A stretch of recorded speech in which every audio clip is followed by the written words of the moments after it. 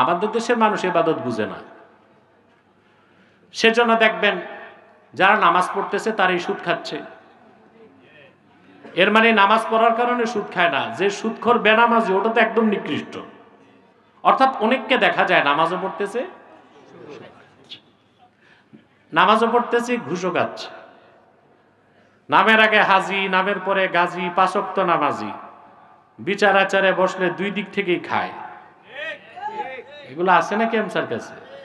আরে আমি নারায়ণগঞ্জের সন্তান, খুব বেশি চারদিকে এগুলো খুব বেশি। নারায়ণগঞ্জের মানুষের একটা নৃতাত্ত্বিক সমস্যা, এরা ফাও খাইতে চায় বেশি। দেখবেন নারায়ণগঞ্জ স্থানীয় ছেলে পেলে যেগুলো বখাটে, এগুলো কাজকাম করে না, বিভিন্ন গার্মেন্ট থেকে চাঁদা পায়।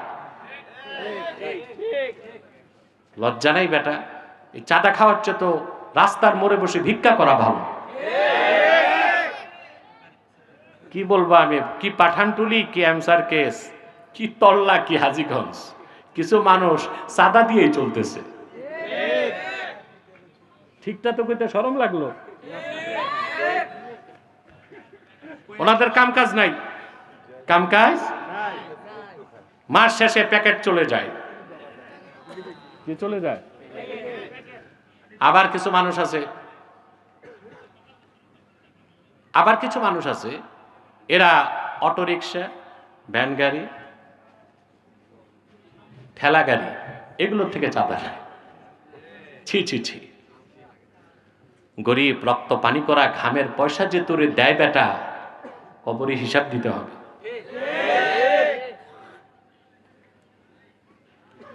সব জায়গায় বাংলাদেশে এখন চাঁদা চলছে, আগেও চলছে, এখনো চলতেছে, ঠিক না? দেখেন সব সেক্টরে চাঁদা আছে। বিয়ে করতে গেলে চাঁদা দিতে হয় শালা শালির গেটে, বাচ্চা হয়েছে চাঁদা লাগে, হিজড়া এসে উপস্থিত। শুধু আমার দেশের মানুষ বেঁচে গেছে, মারা যাওয়ার পর লাশ নেওয়ার সময় আর চাঁদা নেয় না, তবে এটা মনে হয় শুরু হয়ে যাবে। আপনারা কি বলেন? আফসোস, আবার যে লোকগুলো বিচার আচারে ঘুষ খায় এরা আবার দাঁড়িয়ে রাখে, নামাজও পড়ে আগের কাতারে ইমাম সাহেবের পিছনে।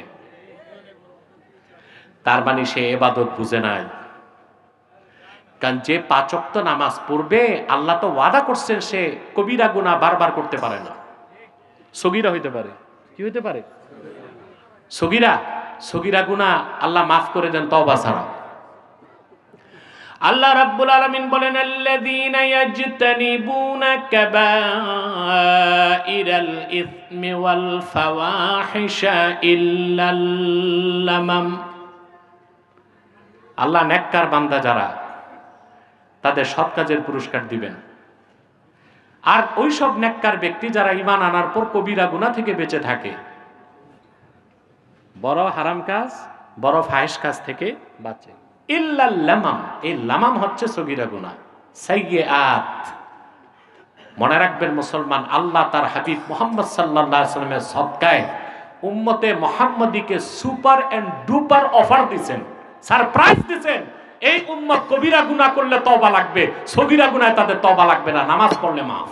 সুবহানাল্লাহ, নামাজ পড়লে মাফ। সুবহানাল্লাহ। সমাজে দেখবেন কিছু আছে, একে তো চুরি আবার সিনাজুরি, নামাজ পড়ে না, বলে আমি নামাজ পড়ে কি করবো, আর ওই যে উনি নামাজ পড়ে সুদ খায়, দেখে উনি নামাজ পড়ে ঘুষ খায়। আরে বেটা, তুমি নামাজও পড়ো না, সুদ খাও, নামাজও পড়ো না, ঘুষ খাও, আর সে নামাজ পড়ে সুদ খায়, নামাজের হিসাব তারে দিতে হবে না, সুদ খাবার হিসাব দিতে হবে, ঠিক না?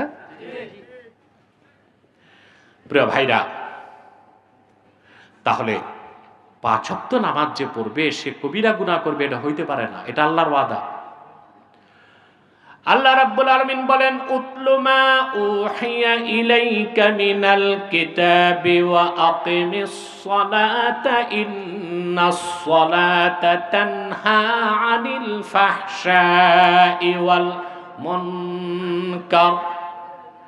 আল্লাহ বলেন, মুহাম্মদ সাল্লাল্লাহু আলাইহি ওয়াসাল্লাম, আপনার উপর অবতীর্ণ কোরআন আপনি তিলাওয়াত করুন, সুবহানাল্লাহ, নামাজ প্রতিষ্ঠা করুন, আর আপনার উম্মতকে বলে দেন মুমিনের নামাজ তারে গুনার কাজ অশ্লীল কাজ থেকে বাঁচায়।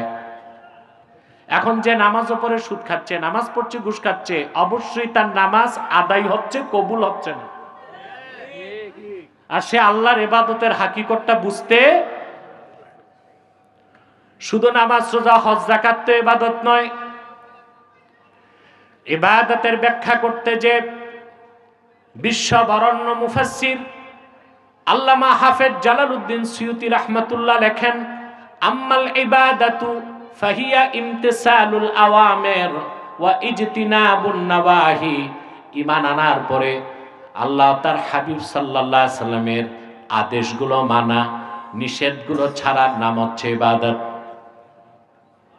আদেশগুলো মানা, নিষেধগুলো আদেশ মানলেন নিষেধ ছাড়লেন না, ওইটা পরিপূর্ণ ইবাদত। আদেশ মানতে হবে, নিষেধ, নামাজ পড়বেন সুদ ছাড়বেন, রোজা রাখবেন ঘুষ ছাড়বেন, দাড়ি রাখবেন মিথ্যা ছাড়বেন, হজ করবেন গাদ্দারি ছাড়বেন, ঠিক না? এটা ইবাদত। এটা কি ইবাদতের আরেকটি ব্যাখ্যা দিয়েছেন বিশ্ববরণ্য মুফাসসির ইমাম বাগাবী তাফসীর মাআলিমুত তানজিলের মধ্যে তিনি ইবাদতের ব্যাখ্যায় লিখেন, আম্মাল ইবাদাতু ফাহিয়াল ইতাআতু মা'আজ জিল্লাতি ওয়াল খুদুই। ঈমান আনার পর একনিষ্ঠ চিত্তে আল্লাহ রাব্বুল আলামিনের হুকুমের সামনে মস্তক অবনত করে দেবার নাম হচ্ছে ইবাদত। সুবহানাল্লাহ, সুবহানাল্লাহ। একনিষ্ঠ চিত্তে নিজকে তুচ্ছ মনে করার মাধ্যমে আল্লাহ তাআলার আনুগত্যকে মেনে নেবার নাম হচ্ছে কি? ইবাদত। বলেন সুবহানাল্লাহ। তাহলে আমরা যখন ঈমান আনলাম, মুমিন হলাম, আর যখন আল্লাহর হাবিব মুহাম্মদ সাল্লাল্লাহু আলাইহি ওয়াসাল্লামের শরীয়তকে মানব, অর্থাৎ শরীয়তের হুকুমগুলো মানব, নিষেধগুলো ছাড়ব, সেটা ইবাদত। আর তখনই আপনি মুসলিম। আপনি কি? আপনি যে ঈমান আনছেন এটা আল্লাহ ছাড়া কেউ জানেন? কথা বলেন। হাদিস শরীফে এসেছে, হযরত খালিদ সাইফুল্লাহ রাদিয়াল্লাহু তাআলা আনহু, ওনার সাথে না, হযরত উসামা ইবনু যায়েদ রাদিয়াল্লাহু তাআলা আনহু, তিনি কোন এক যুদ্ধে গেলেন, কোন কাফেরকে হত্যা করবেন, তখন কাফের কালেমা পড়তে লাগছে। তিনি বুঝছেন যে বাঁচার জন্য কৌশল, তাকে কতল করছেন। মদিনা মুনাওয়ারায় ফিরে আসার পর আল্লাহর হাবিব সাল্লাল্লাহু আলাইহি ওয়াসাল্লাম বললেন, ঘটনা শুনে, একটা লোক কালেমার সাক্ষ্য দিছে আর তাকে তুমি হত্যা করলা? তিনি বলছেন, ইয়া রাসূলুল্লাহ সাল্লাল্লাহু আলাইহি ওয়াসাল্লাম, আমার তরবারি থেকে বাঁচার জন্য সে কালেমা পড়ছে। আল্লাহ হাবিব সাল্লাল্লাহু আলাইহি ওয়াসাল্লাম বললেন, হাল্লা শাকাকতা কলবা, তুমি কি তার অন্তর কেটে দেখছো আসলে ঈমান আনছে না মুখে কালেমা পড়ছে? তার মানে হচ্ছে ঈমান আছে না নাই এটা কে জানেন? আল্লাহ। ইবাদতের প্রকাশ হচ্ছে আনুগত্যের মাধ্যমে, হুকুমগুলো মানবেন, নিষেধগুলো ছাড়বেন।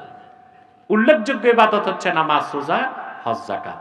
হালাল চলা, হালাল খাওয়া, হালাল কামাই, হারামগুলো ছেড়ে দাও। আমরা কি এভাবে ইবাদত করব আল্লাহ? ইনশাআল্লাহ। দ্বিতীয় ব্যাখ্যা